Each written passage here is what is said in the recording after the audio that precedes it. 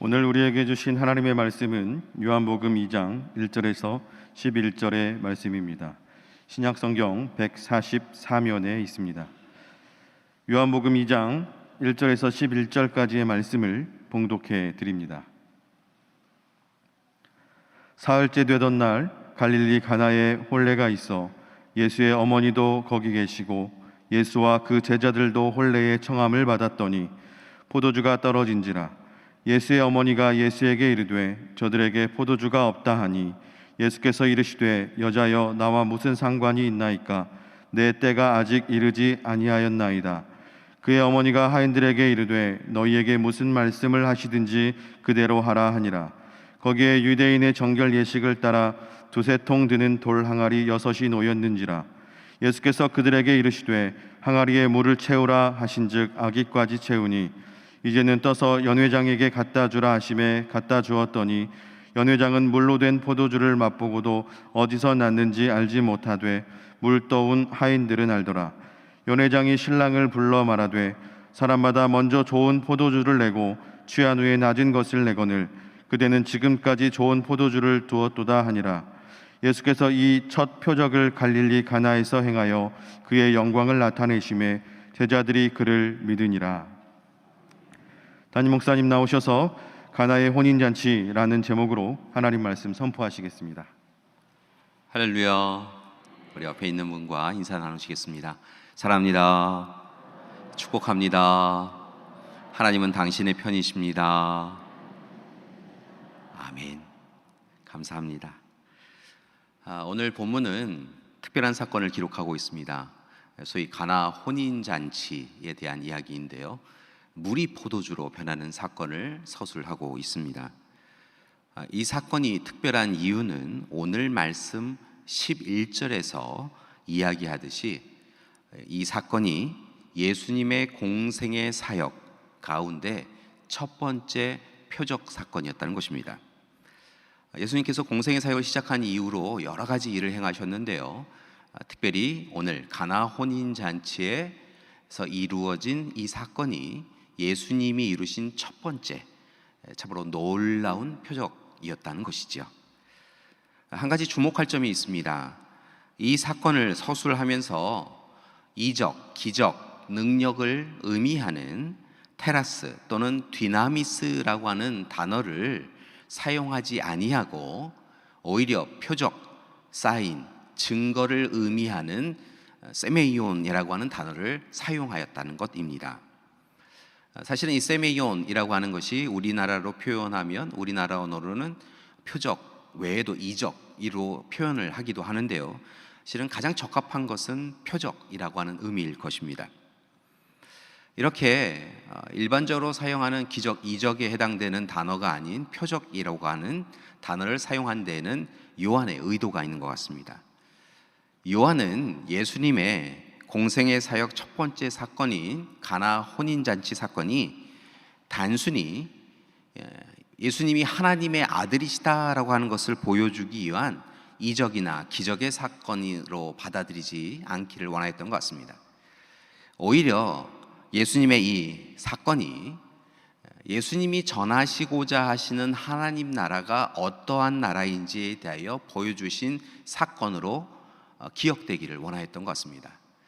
즉 예수님이 보여주신 이 사건을 통하여서 단순히 깜짝 놀라는 사건으로 받아들이는 것이 아니라 예수님 정말 하나님 아들인 것 같아, 자녀인 것 같아, 메시아인 것 같아, 이렇게만 받아들이는 것이 아니라 한 걸음 더 나아가서 예수님이 공생의 사역을 통하여 가르치셨던 복음, 즉 하나님 나라는 이와 같다라고 하는 이야기를 아예 처음부터 이 가나 혼인잔치를 통하여 보여주셨다라고 하는 것을 요한은 강조하기 원했다는 것이죠.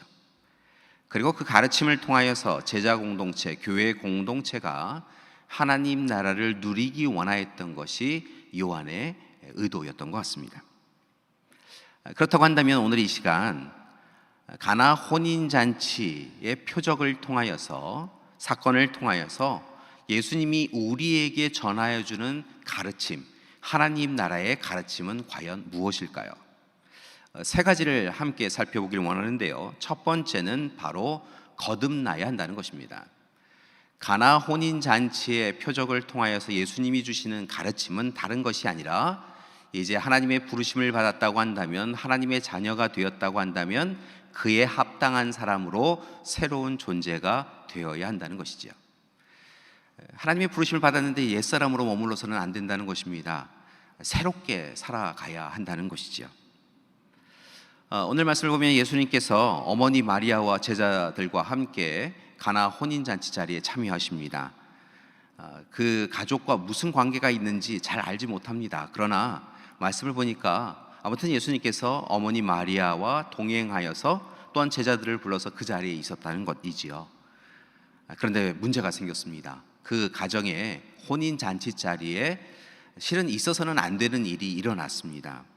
3절의 말씀을 보니까 혼인잔치 자리에 포도주가 떨어졌습니다. 포도주가 떨어진 것이 무슨 대수냐, 뭐 그럴 수 있지라고 생각할 수 있는데요, 실은 이스라엘 백성들에게 혼인잔치 자리에서 포도주가 떨어졌다라고 하는 것은 그 잔치가 끝이 났다라고 하는 것을 의미합니다. 왜 포도주가 떨어졌을까라는 생각을 해보니까요, 아마도 계산을 정말 잘 못하였나 봅니다. 보통 유대의 결혼식은 일주일간이 지속되어지는데요, 일주일 동안 지속되어지는 시간 가운데 이만큼이면 되었다, 포도주의 양이 이만큼이면 되었다 생각하였는데, 갑자기 이 결혼식이 마무리되어지는 시기에 손님들이 갑자기 몰려들었나 봅니다. 그래서 포도주가 떨어진 것이지요. 부족한 게 아니라 아예 없었다라고 표현하고 있습니다. 그래서 결혼한 가족들을 비롯하여서 그 일을 진행하고 있었던 연회장, 책임 맡은 이들, 그리고 그들과 관련이 있었던 가족들, 친지들, 이런 사람들이 걱정을 하기 시작했다는 것입니다. 정확하게 마리아가 어떤 관계였는지 이야기는 하고 있지 않지만 마리아도 가족들이 걱정하는 것을 보고 함께 근심합니다. 그리고 예수님께 나와서 그 걱정을 공유하지요. 큰일 났다, 포도주가 떨어졌나 보다, 큰일 났다, 이렇게 이야기를 했나 봅니다. 그런데 성경 말씀은 이렇게 걱정 어린 이야기를 나누는 마리아를 향하여, 어머니를 향하여 예수님이 뜻밖의 이야기를 하였다, 사실은 퉁명스러운 매서운 이야기를 하였다라고 기록하고 있습니다. 말씀을 보니까 뭐라 이야기하냐면요, 여자여, 나와 무슨 상관이 있습니까? 내 때가 아직 이르지 아니하였습니다, 이렇게 이야기했다는 것입니다. 실은 이 본문 말씀을 읽으면서 어머니 마리아를 여자여 라고 부르는 부분에서부터 마음에 불편함이 생깁니다. 물론 어떤 학자는 여자여 라고 하는 것이 극존칭이다 라고 이야기하기도 하는데요, 실은 오늘 본문 말씀 속에서는 그렇게 해석하기는 좀 무리인 것 같습니다. 그냥 여자여 라고 불렀다는 것이죠. 이 외에도 매몰찬 이야기는 계속됩니다. 포도주가 떨어진 게 나와 무슨 상관이 있습니까? 아직 제 때가 되지 않았습니다, 이렇게 이야기한 것입니다. 예수님은 오늘 말씀을 통하여서 거리두기를 하고 계신 것을 봅니다. 첫 번째는 어머니 마리아와 거리두기를 하고 있습니다. 또 다르게는 혼인잔치집의 어려움에 대하여서 상관없다라고 하며 거리두기를 하고 계십니다. 자신의 때를 이야기하면서 타인의 어려움의 시간에 대하여 나는 무관하다라고 이야기하며 또한 거리두기를 하고 있습니다. 간격을 두고 있는 것이지요. 이러한 모습은 예수님의 전체 공생의 사역에서도 낯선 모습입니다. 예수님은 때로 적대자들을 향하여서 화를 내시긴 하지만 그럼에도 불구하고 그들을 품으시는 예수님이신 것을 보는데요, 그렇게 늘 자신을 원하고 자신에게 무엇인가를 요청하는 사람들에게 가까이 가는 예수님이셨는데요, 오늘 이 시간에는 사실은 거리두기를 하고 간격을 두고 나와 상관없다라고 이야기하시는 예수님의 모습을 발견합니다. 그렇다고 한다면 여러분, 왜 예수님은 이렇게 조금은 낯설고 매섭고 당혹스러운 그런 모습을 보였던 것일까요? 사실은 이 문제는 참 어려운 문제입니다. 그래서 묵상하고 또 묵상하였는데요, 문득 이와 비슷하였던 때가 있었던 것을 깨닫게 되었습니다. 많은 이웃들이 예수님이 공생의 사역을 시작하고 나서 행하시는 모습을 보면서 마리아와 예수님의 형제들에게 찾아와서 예수님 좀 이상하다고 이야기한다. 이상한 이야기를 하고 이상한 일을 하고 그러니 한번 가봐야겠다. 가는 게 좋겠다라고 이야기를 하니까 마리아와 형제들이 예수님을 찾아옵니다. 그랬더니 예수님께서 밖에 어머니와 형제들이 찾아왔습니다라고 이야기했을 때 누가 내 형제요 내 어머니냐라고 이야기하시는 장면이 나타나지요. 그때도 조금 당혹스럽고 매몰차게 느껴지는데요. 오늘 말씀이 딱 그와 비슷하더라는 것입니다. 어머니를 향하여 여자요 라고 이야기하고 어머니의 제안에 대하여 어머니의 걱정에 대하여 난 상관없습니다 라고 이야기하는 것이 딱 그와 같다는 것입니다. 그래서 깨닫습니다. 예수님이 왜 그렇게 하셨는지를 깨닫는다는 것입니다. 그것은 이제 공생의 사역을 시작하며 예수님은 분명하게 자기 자신에게만이 아니라 하나님의 백성, 하나님의 자녀로 살아가야 될 이들에게, 제자들을 비롯하여 어머니에게 분명하게 이제는 확고하게 하나님의 자녀로 우선적으로 살아가는 것이 옳습니다라고 하는 것을 이야기하고 있다는 것입니다. 실은 어머니를 여자여라고 부르며 깎아내린다거나 이제는 어머니 저랑 상관없습니다 이런 이야기를 하는 것이 아니라 어머니 이제 분명하게 우리가 다시 같이 하나님 앞에 서야 합니다. 제가 하나님의 부르심을 받고 이제 때가 되어서 복음을 전하고 하나님의 일꾼으로 살아가야 되는 듯이 이제 어머니도 저를 그렇게 봐주셔야 합니다. 새로워지셔야 됩니다. 저에 대하여 새롭게 관계를 규정하셔야 됩니다 라고 말하고 있다는 것이지요.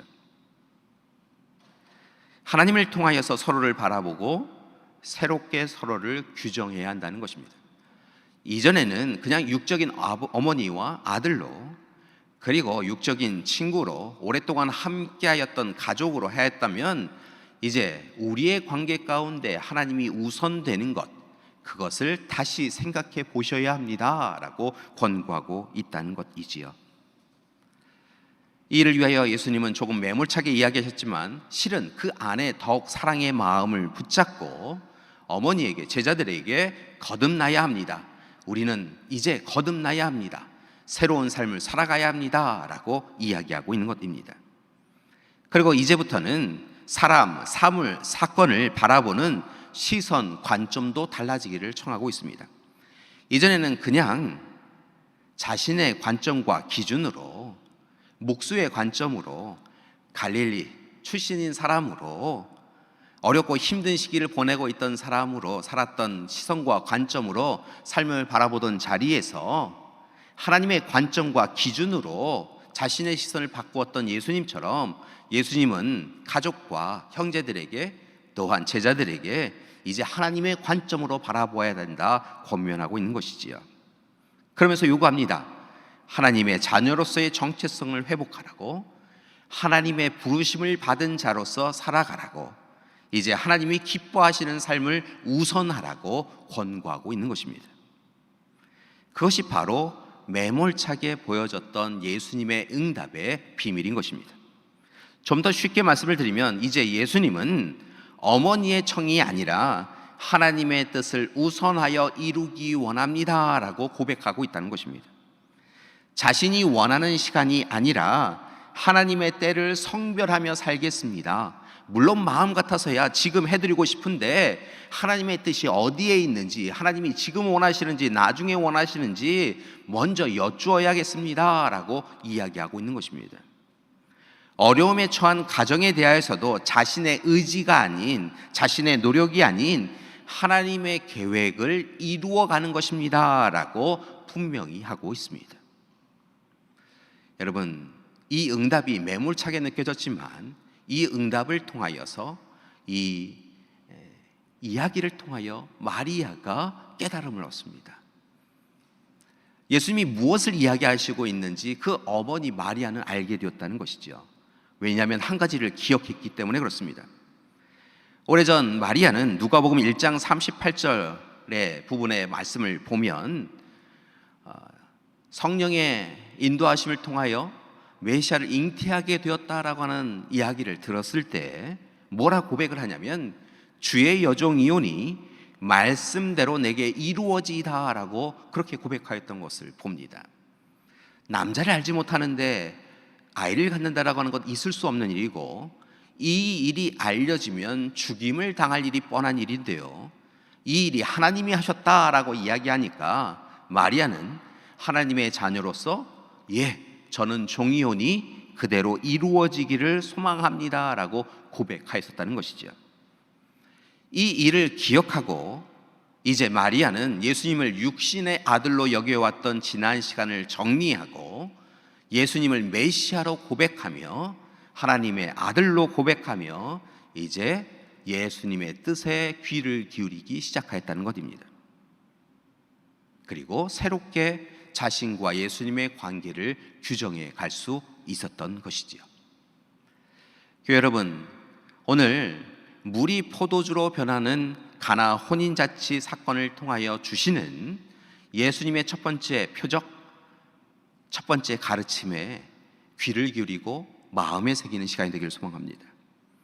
여러분, 우리는 하나님의 백성으로 부름받은 사람들입니다. 오늘 이 시간은 우리에게 생명 있음은 하나님께서 우리를 하나님의 자녀로 삼아주시고 이 땅에 보내어 주셨기 때문이라는 것입니다. 따라서 우리는 우리 스스로 사는 존재가 아니라 하나님의 은혜로 사는 존재임을 고백하시면서 오직 힘써서 하나님의 사람으로 살아가셔야 될 줄 믿습니다.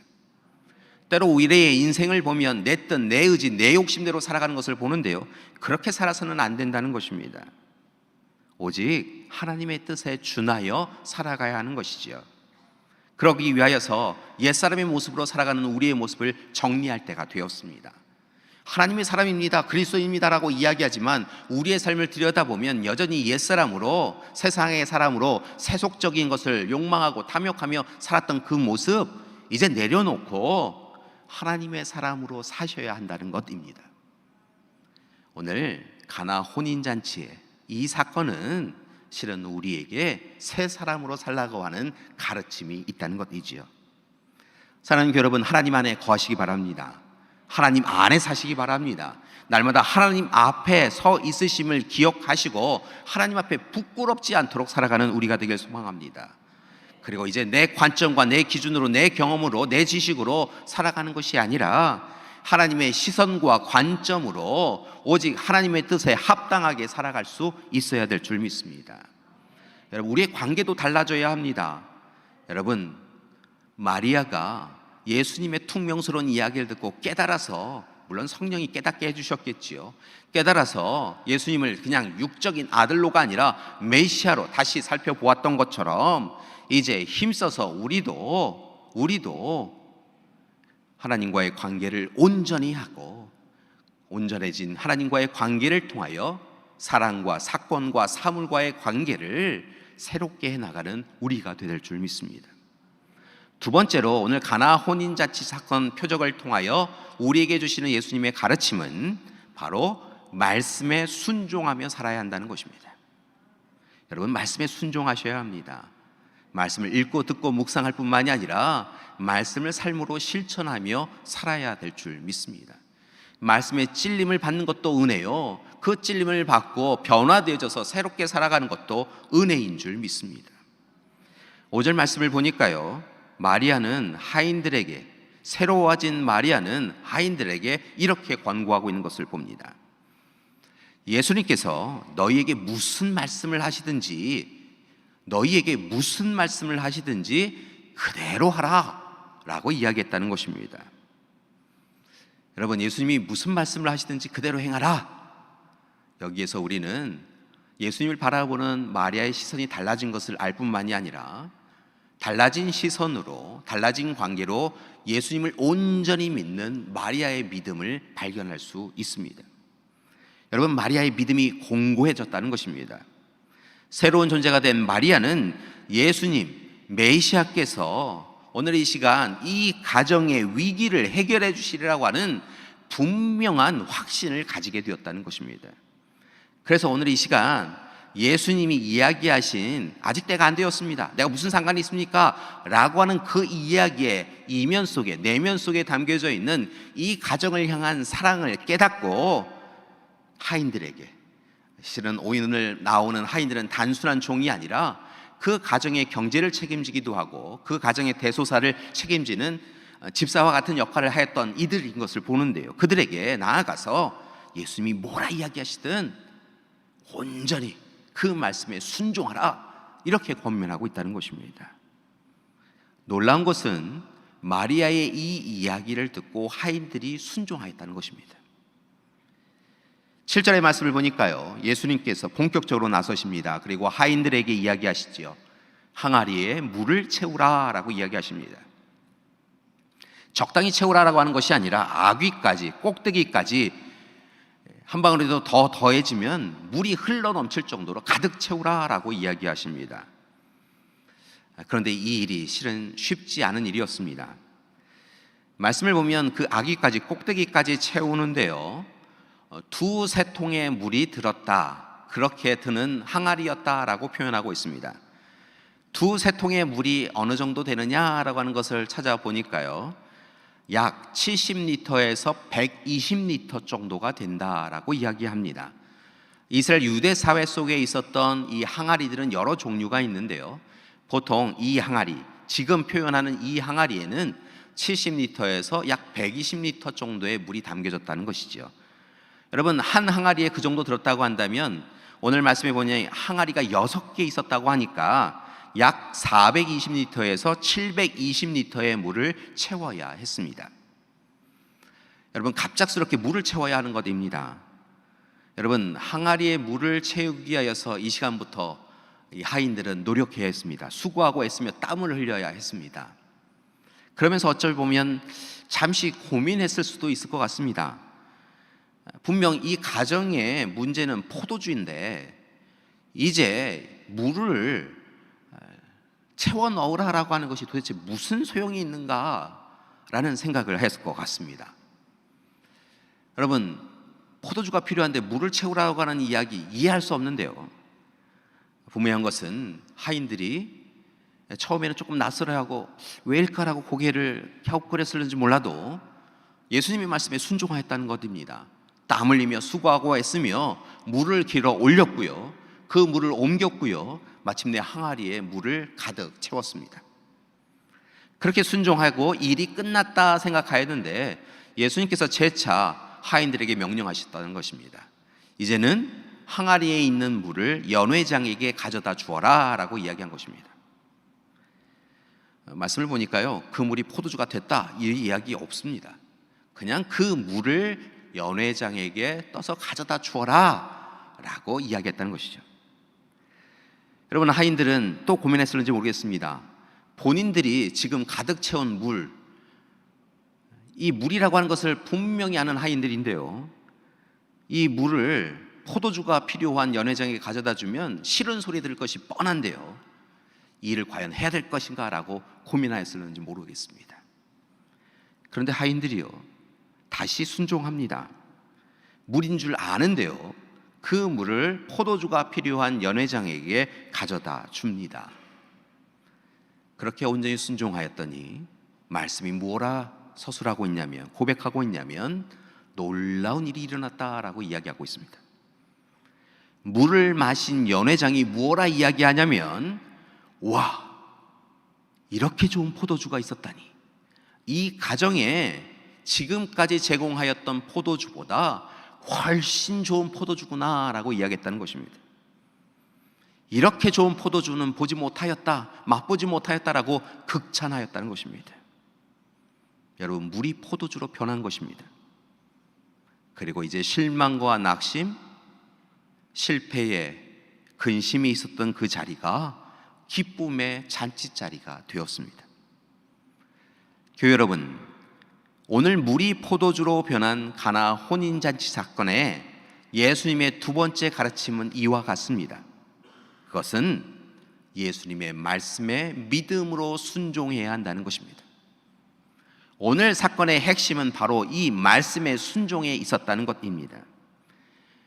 하인들의 지식, 경험, 가치, 판단이 아니라 말씀에 순종함이 놀라운 일을 이루게 되었다는 것입니다. 사랑하는 교회 여러분, 오늘 시간 우리도 말씀에 순종하길 원합니다. 하나님의 말씀이 들려와도 갸웃거리면서 하지 말까? 해야 될까? 라고 고민하는 것이 아니라 말씀이 들려지면 그 말씀이 우리의 마음을 찌르고 우리의 삶을 사로잡으면 이제 적당히 대충이 변화되는 삶 아니고 온전히 변화되어지는 삶을 살기를 소망합니다. 말씀을 세상의 이야기와 똑같이 여기며 세상의 이야기에 기웃거리고 말씀에 기웃거리며 살아가는 삶이 아니라 말씀을 철저히 믿음으로 받아들이고 그 말씀대로 삶을 바꾸어가는 우리가 되기를 소망합니다. 분명한 것은 믿음으로 말씀에 순종할 때 약속이 성취되어지는 줄 믿습니다. 성경 말씀은요, 참 놀라운 일을 경험한 이들을 담아 놓았는데요, 여러분, 그들의 능력과 힘이 좋아서 그들이 탁월한 사람이라서 놀라운 일을 이루었다라고 이야기하지 않습니다. 오직 하나님의 말씀을 믿었기에, 하나님의 말씀에 순종하였기에 그들이 약속을 성취할 수 있었다라고 기록하고 있다는 것이지요. 사랑하는 여러분, 말씀을 순종함을 통하여 약속을 이루어가는 여러분 되기를 소망합니다. 마지막으로 세 번째, 이 가나 혼인잔치에 물이 포도주로 변하는 사건을 통하여 예수님이 보여주신 표적, 가르침은 바로 거룩하고 정결한 삶을 살아가야 한다는 것입니다. 6절의 말씀을 보니까 하인들이 물을 채운 항아리는 실은 특별한 항아리였다는 것입니다. 그것은 유대인의 정결 예식을 위한 특별한 항아리였습니다. 여러분, 이 화면에서 보시고 계신 이 돌 항아리는 가나 혼인잔치가 이루어졌을 것으로 생각하는 그곳에 교회를 세웠는데요, 그 교회에 보관되어지고 있는 돌 항아리입니다. 이렇게 실은 유대인들은 정결례를 위한 항아리를 문 앞에 두고요, 물을 가득 채워 놓습니다. 그리고 집에 들어오면 제일 먼저 깨끗하게 손과 발을 닦지요.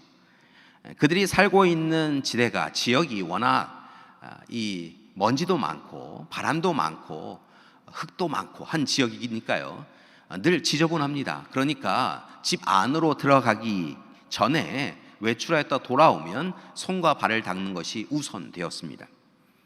집에 손님이 방문할 때 그 사람들을 위하여서 물을 이렇게 정결례를 위한 항아리에 준비해야 했습니다. 식사 전후에 손과 발을 닦기 위해서도 항아리에 물을 채워 놓아야 됐던 것이죠.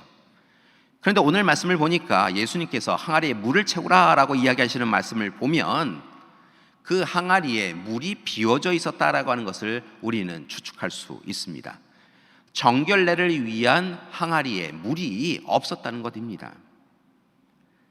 실은 포도주만 없는 게 아니라요, 이 정결례를 위한 물이 없는 것이지요. 처음부터 물이 없었는지 아니면 일주일간의 예식이, 결혼 예식이 진행되어지면서 어느 순간 물이 비었는데 그 항아리에 물을 채워 넣는 것을 누군가가 잊어버렸는지 알지 못합니다. 아무튼 이 정결례를 위한 물이 항아리에 없었다는 것입니다. 그리고 우리는 깨닫습니다. 오늘 시간 그 혼인잔치에 참여한 사람들이 실은 거룩함과 정결함을 위한 이 물을 사용하여서 깨끗하게 된 상태가 아니라는 것입니다. 그 혼인잔치에 참여한 사람들은 물이 없어서 다 더러운 상태로, 옛 상태로, 거룩하지 않은 상태로 그 혼인잔치 자리에 있었다는 것이지요. 그래서 오늘 이 시간 예수님은 이 항아리에 물을 채우라라고 이야기하시며 실은 손과 발을 닦는 것만이 아니라 너희의 마음과 생각과 뜻도 깨끗해질 필요가 있다. 내가 돌아보니 이 혼인잔치 자리에 거룩하지 않은 사람이 너무 많다라고 이야기하고 계시다는 것입니다. 그리고 하나님이 베풀어 주시는 가정을 축복하고 가정을 위하여 기도하기 위하여서는 너희 모두가 하나님 앞에 정결하여져서 온전한 관계를 회복하는 것이 우선되어야 한다라고 주님은 이야기해 주고 계신 것입니다. 교회 여러분, 오늘 가나 혼인잔치의 표적 사건을 통하여서 예수님이 주시는 세 번째 가르침을 분명히 기억하시기 바랍니다. 우리는 하나님의 자녀답게 거룩하고 정결하게 살아야 합니다. 여러분, 우리가 하나님의 자녀입니다, 우리가 그리스도입니다, 우리는 교회 공동체입니다라고 고백하실 수 있어야 된다고 한다면, 여러분, 오늘 이 시간은 우리 안에서 죄와 악에 있어서는 안 된다는 것입니다. 우리를 유혹하고 우리로 하여금 엉뚱한 자리에 서 나가게 하는 이 시험에서 자유로워져야 한다는 것입니다. 하나님 앞에, 하나님 안에 거하며 날마다 하나님이 주시는 은혜를 통하여 거룩하고 정결한 자로 서 나가야 합니다. 세상 사람들이 그렇게 살아가니 나도 그렇게 살아갑니다 라고 이야기하며 죄와 악을 눈 감고 살아서는 안 된다는 것입니다. 우리 앞에서, 우리 언어에, 우리의 입술에서 거짓의 이야기가 나와서는 안 된다는 것입니다. 하나님의 자녀답지 않은 행동을 해서는 안 된다는 것입니다. 오직 하나님 앞에 거룩한 자로, 정결한 자로 서서 하나님이 기뻐하시는 삶을 살아가야 하는 것입니다.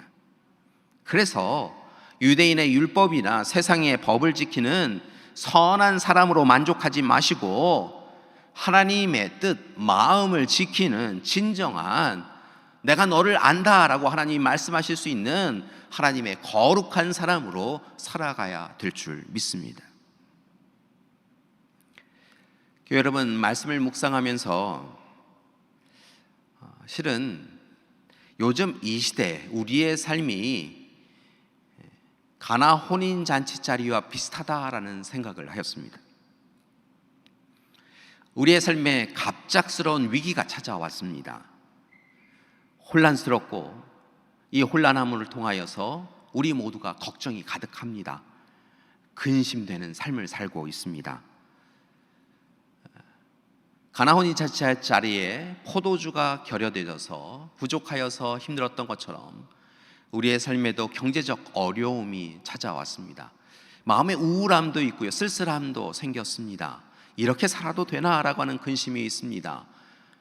실직과 취업의 어려움으로 인하여서 힘든 시간을 겪고 있습니다. 그래서 어찌해야 되나라고 근심만이 가득합니다. 문제는 쌓여가는데 답이 보이지 않습니다. 그래서 우리는 오늘 이 시간 하나님이 우리의 하나님이시라고 한다면 기적, 이적을 좀 베풀어 달라라고 기도합니다.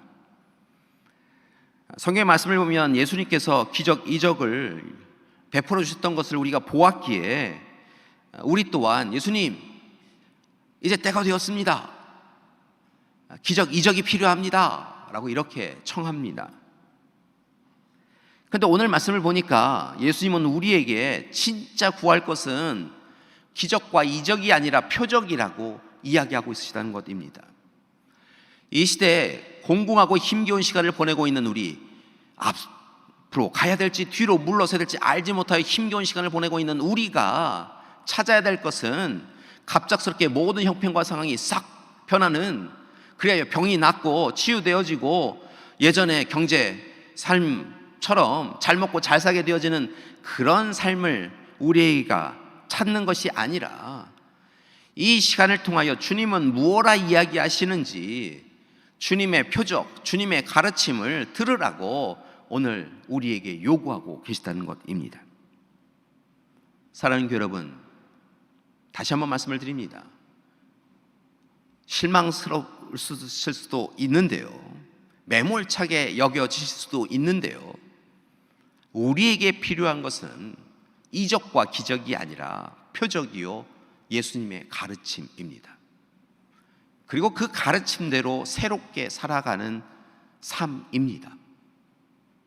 사랑하는 여러분, 다시 한번 가나 혼인잔치, 물이 포도주로 변한 이 사건의 가르침을 여러분에게 전합니다. 하나님의 자녀, 하나님의 백성이라고 한다면 이제 새로운 존재가 되시기 바랍니다. 이를 위하여서 거듭나시기 바랍니다. 거듭나셔야 합니다. 새로운 존재로 거듭나셔야 합니다. 세상 사람들과 별반 다르지 않은 삶이 아니라 새 사람이 되셔야 합니다. 여러분, 세상 사람들만 인정하는 것이 아니라 내 스스로가 나 새로운 사람이 되었다, 나는 죽고 이제 예수로 살게 되어졌습니다 라고 고백할 수 있는 새로운 존재가 되어야 된다는 것입니다. 하나님이 그래 너 새로운 존재야, 너 진짜 그리스도인이야 라고 인정할 수 있는 그런 존재로 거듭나야 될 줄 믿습니다. 하나님의 말씀에 귀를 기울이십시오. 하나님의 말씀을 읽고 듣고 묵상하십시오. 그리고 믿음으로 순종하십시오. 여러분, 날마다 거룩하고 정결한 삶을 살아가시기 바랍니다. 죄와 버타여 살아가지 마시고 악한 세상에 깃들여 살지 마시고 세속적인 욕망과 탐욕에 우리의 마음 빼앗기지 마시고 하나님 앞에 부끄러워하시며 회개하시며 거룩하고 정결한 삶을 마땅히 살아가야 될 줄 믿습니다.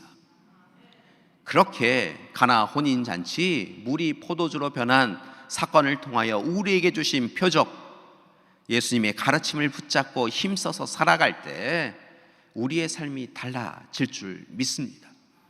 그리고 예수님의 은혜로 물이 포도주로 변하여서 기쁨의 잔치를 벌일 수 있었던 가나 어느 가정의 혼인잔치처럼 우리의 삶이 변화되어지고 우리의 삶이 기쁨이 가득한 시간이 곧 오게 되어질 줄 믿습니다. 사랑하는 교회 여러분, 우리 모든 믿음의 가족들이 물이 포도주로 변하는 놀라운 사건을 경험하기를 소망합니다. 여러분, 가나 혼인잔치 자리가 우리의 가정의 자리가 되기를 소망합니다. 이를 위하여 분명한 것은 먼저 주님이 주시는 표적 가르침을 귀 기울여 들어야 될 줄 믿습니다. 거듭나십시오. 말씀에 순종하십시오. 거룩한 삶을 살아가는 여러분 되기를 소망합니다. 기도하시겠습니다. 사랑하는 하나님, 오늘 시간 우리는 곤고한 삶 가운데서 어떤 삶을 살아가야 되는지 알지 못합니다. 오늘 허락하여 주신 말씀을 통하여 귀한 깨달음을 얻어오니 이 깨달음대로 살게 하여 주시옵소서.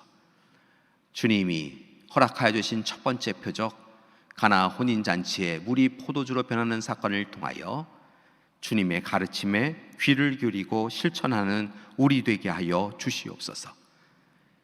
무엇보다 거듭나게 하여 주시옵소서. 말씀에 순종하게 하여 주시옵소서. 거룩하고 정결한 삶 살아가는 우리 되게 하여 주시옵소서. 예수님의 이름으로 기도드립니다. 아멘.